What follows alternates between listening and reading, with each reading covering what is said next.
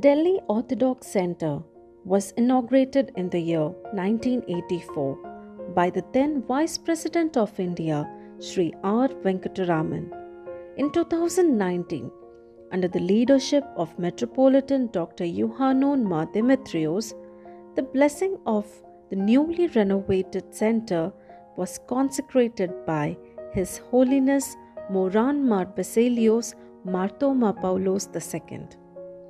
Metropolitan Dr. Paulos Mar Gregorios expresses his vision about the Delhi Orthodox Center as a long cherished dream. The opening of the center marks the first step in relating in a practical and positive way the life and faith of the Orthodox Christian community in the capital and the north of India to the other religions of the country as well as to the social realities of the people. The center is specifically designed to fulfill this aspiration. The center has a number of wings. The Sarva Dharma Nilaya, a home for all faiths. The Delhi Dhyan Mandir, a meditation room open to all. The Niti Shanti Kendra, a center for justice and peace initiatives. The center has, among other facilities, conference rooms, auditorium, and a specialized library. The center has a select but comprehensive library of classical and modern books in various areas of study such as the sciences, world philosophies, world religions, etc.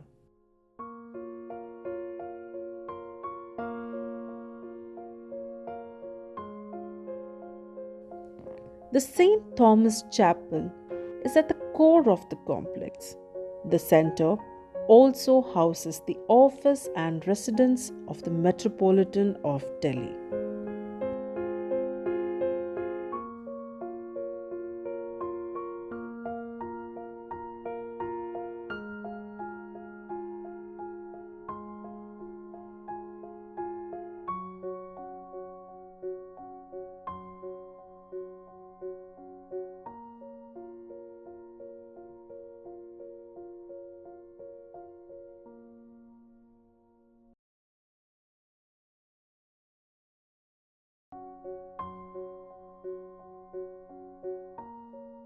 Trimini Mar Gregorios is known for creatively utilizing ecumenism as a platform for strengthening relations between the churches in India and abroad, especially his engagements with the Oriental Orthodox Church and the Byzantine Orthodox churches. From your experience in the field of ecumenism, especially participating in the Orthodox or the Oriental Catholic dialogue, do you think that to a greater extent the contributions of Mar Gregorios has brought a significant change in the field of ecumenism?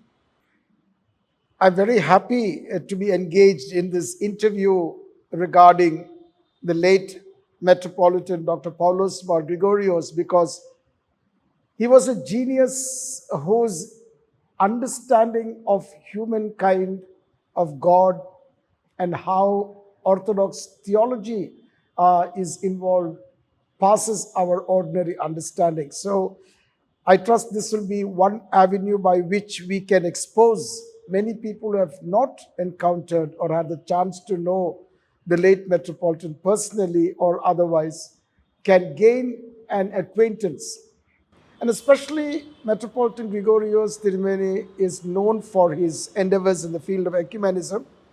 And he was a person who had far-reaching vision about how to bring together the Orthodox churches.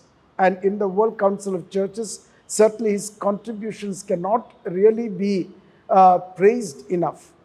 Now, the whole concept of the Oriental Orthodox Church, I think, was the result of his work, because from the first time of the meeting of the heads of the Oriental Orthodox churches in 1964 in Addis Ababa, I don't think the concept of Oriental Orthodox churches really was realized. I mean, we had the understanding that we are one faith and so forth, but there was no actualization of this. So therefore, his whole idea of bringing together the Oriental Orthodox churches into communion, into collaboration, into a discussion on various topics like common Sunday school curriculum, how we could have a common agenda to bring together these churches in spite of the internal difficulties we may have had. The Coptic church with the Ethiopian church, the Syrian church with the Indian church, the Armenian churches between them. All these being there, we still managed to come together to have an appreciation of the fact that we are together, we are one family. So that's a great achievement.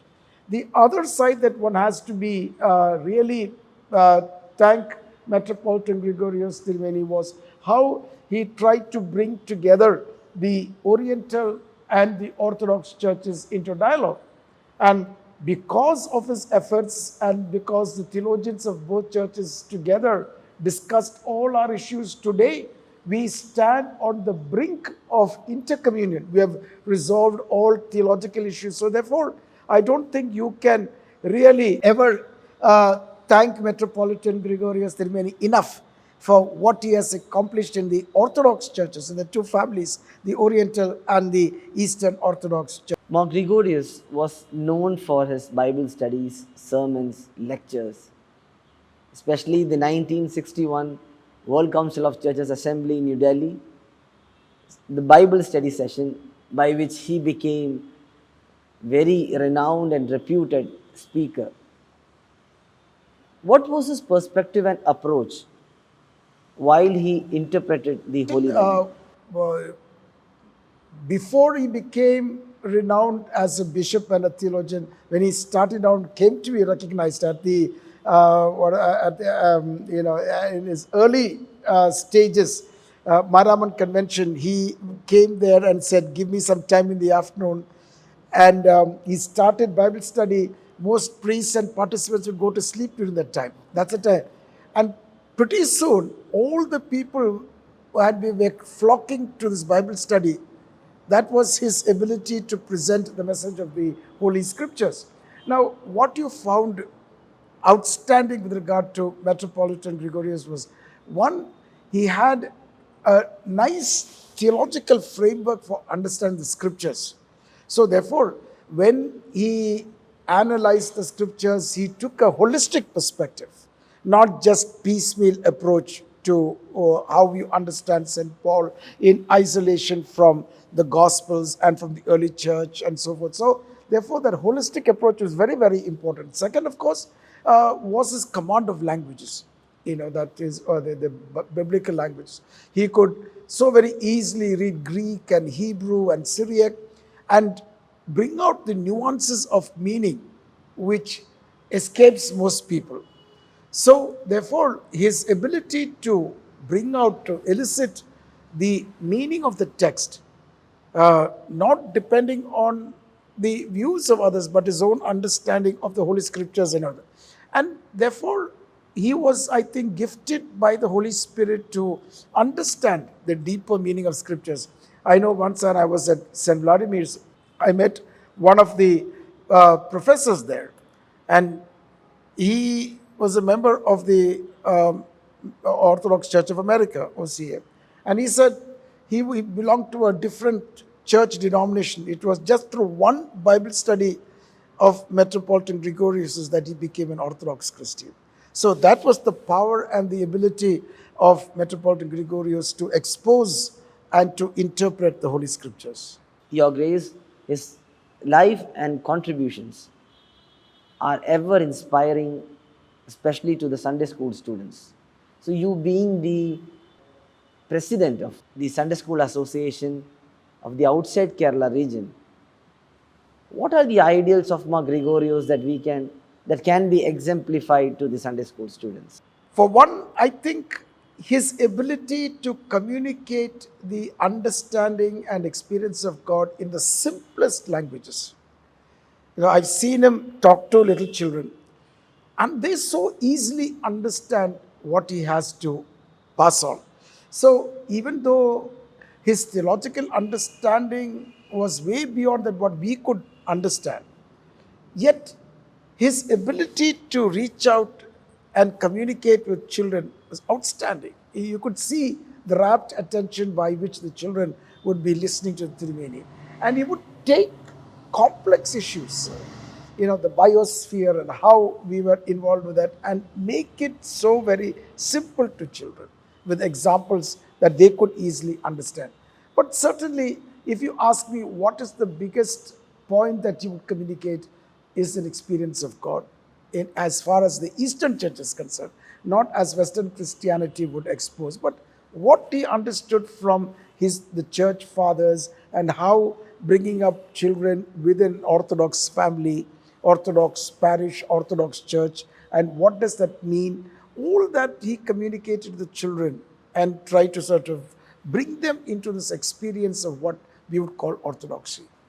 And so therefore outstanding with regard to how he communicated with children and with the Sunday school program.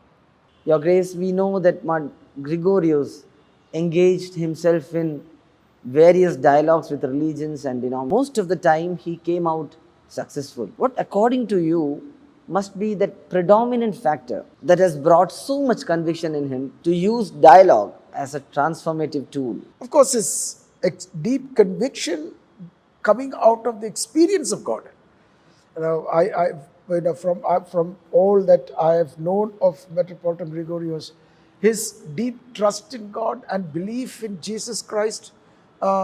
Many people question whether he really held on to the uniqueness of Jesus Christ. I think there's no doubt about that, both in his dealings with other churches and other religions, and in his his will and testament. You talk about how he was been always deeply convinced of the uniqueness and what Jesus Christ meant, not in the ordinary sense. His understanding of Jesus Christ and God was beyond categories. So, in that sense, what guided him was his understanding of God, of Jesus Christ, his faith as an Orthodox Christian, and he understood that dialogical encounter was the key to understand and appreciate another faith. Now, he believed that Christianity did not have a monopoly on truth. So that in every religion, every faith, God has revealed part of himself. And so dialogue was the best method by which I could sit with members or other persons, representatives from other faiths, and try to learn from them how one could come to an experience of God. And so he believed that whatever truth was latent in every faith, that could provide some opening to me to understand God better. And therefore his encounter through dialogue with other faiths, with other Christian denominations and churches. And he believed that Christians had a rather triumphalistic attitude to others. He said, once you experience God, you are humbled. And so it must be with that humble approach that you approach all other faiths, not trying to look all of them as something secondary to Christianity, but something of an encounter where you can learn something from the others, even as they come to understand and appreciate deeper about what you can present about Christianity. So I think why he was successful, and very few instances where there was where he didn't achieve a success, in his communication and interaction and dialogue with other faiths. So therefore, outstanding with regard to the contributions that resulted from those areas where he was engaged in. I mean, as you rightly said, he was so rooted in his own Christian tradition that led to him being open to other faiths. Yes, right. Do you think this is the aspect that one should follow while engaging in dialogues? Of course, I think because if you have that openness, you're genuinely wanting to learn about God from others, then you don't come with an attitude which says, I've got everything and we can give you what is lacking in you. Now, so therefore, that was in Metropolitan Gregorius' attitude. He says he even participated in interfaith meetings where different faiths, Hindus, Buddhists, Muslims will all come together in prayer and worship. And he would be part of that because he says that is important for me to understand how another faith expresses its belief in God. He may not have felt, that this is what I want, but he would also say that I should be there to sort of gain a perspective as to how the other faiths experience God. And I know that he's been to Rishikesh for these kind of meetings and other occasions when they met together. And so, in all this, what he was trying to do was get a bigger picture of who God is. Because God being infinite, God being who God is, no one person has total monopoly on understanding of God. We can always learn from someone. And he was convinced wherever there is a genuine interest or searching after God, as the Holy Scriptures themselves make clear in Acts, God reveals himself. So I should not be the judge of saying that because Christ has uniquely disclosed himself and revealed himself to Christians, that he cannot reveal himself to others. So that openness was something of a magnificent trait in Metropolitan Gregorios. Timmy, do you think, apart from reading books about various religions, one must also delve himself or herself into the practice of other religions, or the maybe experience the very core of other religions? So do you think, is there any danger in that, or Religions, all religions, have certain archetypical concepts, in terms of understanding and approaching God, meditation, using the name of God in a repetitive fashion, praise, prayer, all these. So therefore, once you engage in a kind of worship or a coming together, you actually reconnect with archetypes. Therefore, in one sense, whenever you come into contact with other faith and you sit down and you have a worship together of God, you are reaching out to something that goes beyond the definition of any one religion. So that if I am praising God and another, then you are coming into an act which is common to both. So there you don't define one by being Hindu and other. So you're coming into a stream or a channel which now leads to God, and is both realize God in that approach.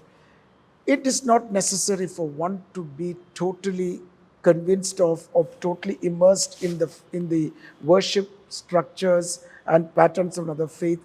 Your openness and understanding of how God works through all others, I think, is one of the greatest way that you can come into communication and communion with other faiths. So therefore, I can remain a Christian. I can still be totally within the framework of Christianity. I may not be able to understand Hinduism to the depths that maybe somebody from the Hindu faith, can go, but I can still come to a great appreciation of what the other faith is. Same thing with Islam or Buddhism or Sikhism or any faith that with which one comes into into interaction. Mar Gregorios, in his one of the best books he has written, The Human Presence, it talks about the relation of man in the cosmos to the world and to the Creator. There's one chapter that is titled as Mastery and Mystery, in which he writes that the mastery of nature must be held within the mystery of worship. Otherwise, we lose both mastery and mystery. Your Grace, kindly help us understand this statement. Yes. You know that the Eastern Church has got a very different approach to nature when compared to the West. One sees a kind of dominating attitude of to conquer, to bring into subjection all that is in nature. The Eastern Christians had a different perspective. They saw God as being the creator who placed humankind as the apex point of creation. So that in that placement, humankind was to allow nature and to allow it to grow and to come to its perfection and to offer it as a kurbana to God, which is very different from what you see in the West. And so, therefore, what humankind was to be responsible in terms of its utilization, the reserves that we talk about, not to be destructive, not to rape and pillage nature. Whatever development was that should be a sustainable one that could be provided with space for future generations. And therefore, it is in that symbiotic relationship between humankind and nature that there would be a flowering of nature as it is. And as humankind grew upward going closer to God, nature itself would be transformed so that the promises of the Holy Scriptures became a reality, as in Isaiah chapter 11, where we look at all the enmity that we see in nature being totally dissolved to provide for the kind of happy experience that there was in paradise. So, for Gregorius Tirumeni, that was important, that you see nature as God's gift to humankind, and humankind empowered to be a steward of creation, so that they would grow together in God's presence and not become the destructive force that you see. So long before, I think, the United Nations and countries became aware of environmental concerns, Tirumeni would present what was the Eastern perspective, Eastern Orthodox perspective of humankind's relationship to nature, and how God, the whole idea of divinization, was an important aspect of how nature attained its perfection through humankind's growing in the image and the likeness of Christ. So therefore, nature will always be a mystery to humankind. It's not mastery, but one of allowing it to grow so that it reaches its perfection through humankind's stewardship of creation. So that was what I understand Metropolitan Gregorius talking about, how mastery and mystery, and how one preserves the beauty of nature in seeing it as a mystery and working with God's design, so that not mastery so much as bringing it to its completion, perfection. Nuclear disarmament was one of the key areas where Mar Gregorios worked extensively with WCC and with the United Nations. His frequent visits to USSR and his talks with their top diplomats and officials are a well-known fact. Some people might ask that why would a theologian engage with issues beyond their so-called reach?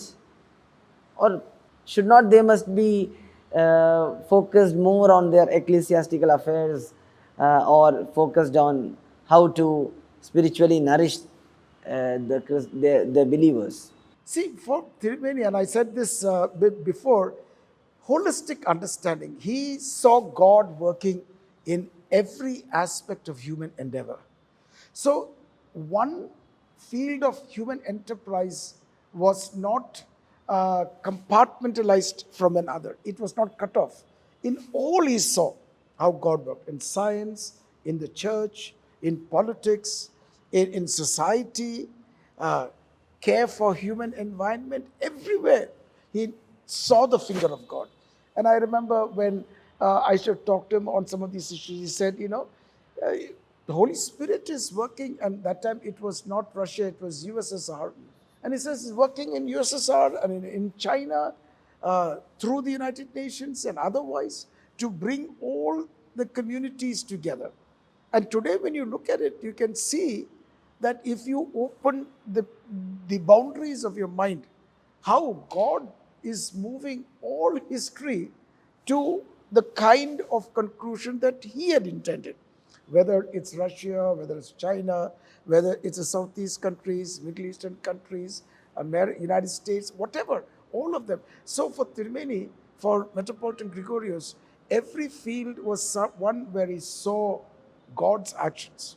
So science, unless God allows you to come to newer discoveries, you cannot understand what scientific progress is, because he saw God above that.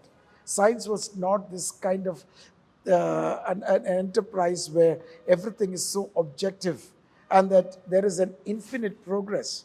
And as for Metropolitan Gregorios, he understood science also like faith. It operated on similar assumptions, and it was not to be something that was contrasted with religion. Both of them were the result of God working. And then, of course, whether it's politics, whether it is countries, democratic or otherwise, all of them were areas where God's working could be seen. So therefore, for him, that was his part of his mission, to make other people understand that God's working is without boundaries and without compartments. So all areas. So nuclear disarmament being a key issue, because nuclear war threatened the annihilation of all humankind. And that was seen as evil. And he worked very, very strongly to bring about nuclear disarmament through his articles, through his writings, through his speeches. And so therefore, it's in recognition of that that he was appointed by the World Council of Churches to be the representative at the United Nations discussion on nuclear disarmament. Holy Church is celebrating the 100th birth centenary of Dr. Paulus Mar Gregorios, and more than that, the 25th memorial year, by commemorating, by also including various sessions on his teachings. What is the relevance of an institution which was his brainchild, especially Delhi Orthodox Center? That was his vision, and he had objectives and beliefs that this institution must be a hallmark in the national capital. So can you just brief us about his vision, what Delhi Orthodox? It is a tribute to Metropolitan Gregorios that he set up this center in Tughlakabad. And I think when I first came here, this was like an empty landscape, a few buildings and all that. And I remember talking to Metropolitan Gregorios about this, and Tirumeni saying that, don't worry, in course of time, you would find this whole place completely filled with buildings.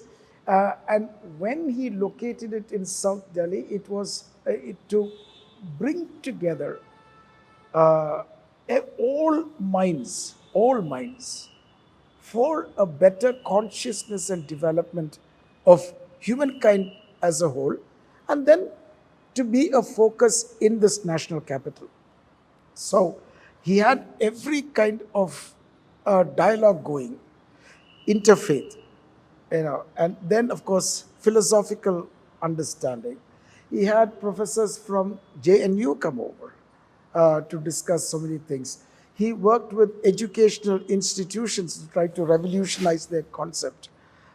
He worked with leaders of various faiths to bring about an understanding about how we can dialogue to come to better understanding, working for peace and understanding with political parties. So all of them were involved in trying to bring together all these areas of human enterprise so that human kind could develop.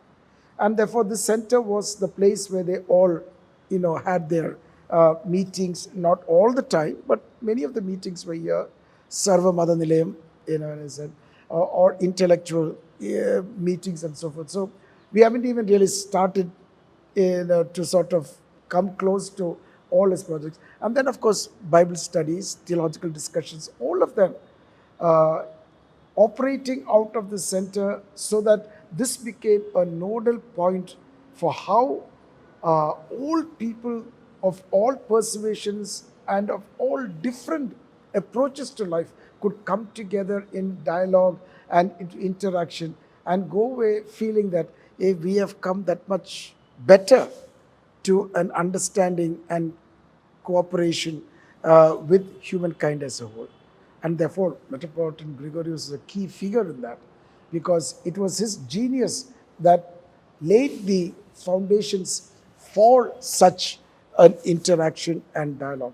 I was just recently at the Baha'i Center in Kalkaji, and they had a conference there on peace and resistance and religion.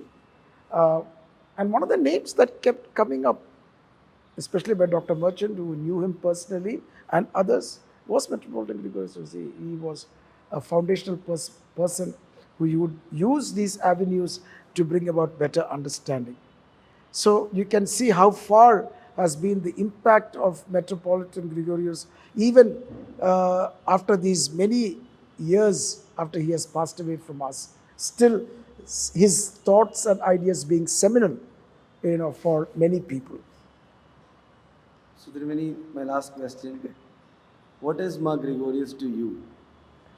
A father figure. Let me start with that, because in many ways he represented a father of the church for me. I held him in high regard for what he was, who he was, and a turning point in my life in terms of my becoming a faculty member at Orthodox Theological Seminary and my being an active part of the church was made possible because of my encounter with Metropolitan Dr. Mar Gregorios. He had come and visited Fordham University while I was studying there, and it is during that encounter that he made it possible for me to begin teaching at the Orthodox Theological Seminary, Kottayam. Over the many years that I'd met him, he expanded the horizons of my understanding. And I think to look at how God's goodness was in every person. And he believed that very fervently. I remember when I used to talk to him about different people and just say, oh, he is no longer part of the church. He's gone and joined the Pentecostal group or some other church. And I would speak very disparagingly about that person. And so he would come back and says, why do you have to be negative? If his joining another church has made him a better person, isn't that what I should see? So when my talks with Metropolitan Gregorios, it was always this, I'd go away with a different perspective altogether. And of course, in terms of his dedication and what he did with his life, it's a goal that I'd like to reach. I know I won't be able to, but that a model of inspiration, certainly. So therefore, as a person who opened up the church to me and taught me theology, as a person who made it possible for me to engage with the church in a very, very strong sense in its teaching ministry, and also the ideal to which I aspire. So therefore, he will always be that person, that ideal person for me in terms of my life and my thinking. Father Shinu, let me at the beginning express my deep appreciation to you for taking this survey, this interviews, and putting together the teachings of Metropolitan Dr. Mar Gregorios, especially because we now are in a context where few people know Metropolitan Gregorios personally or know him through a close encounter. And therefore, this is going to be a very valuable approach as you collect together the feedback from various people and try to present a compendium of what Metropolitan Gregorios to a new generation and to a set of people who can, through this, gain a glimpse of who Metropolitan Gregorios was. And therefore, it's going to be an invaluable channel by which many people I think it goes far beyond any kind of a limited audience who will come to gain an invaluable appreciation of Metropolitan Gregorios, try to understand his thoughts, his how he approached God and creation, and his thoughts on the subject. All that being something that will be the byproduct of this collection of interviews, through which I hope many people will gain a wonderful estimate of who Metropolitan Dr. Paulus Mar Gregorios was. And therefore, I pray that this will become a very valuable channel of communication for all people. And may God bless you in this enterprise.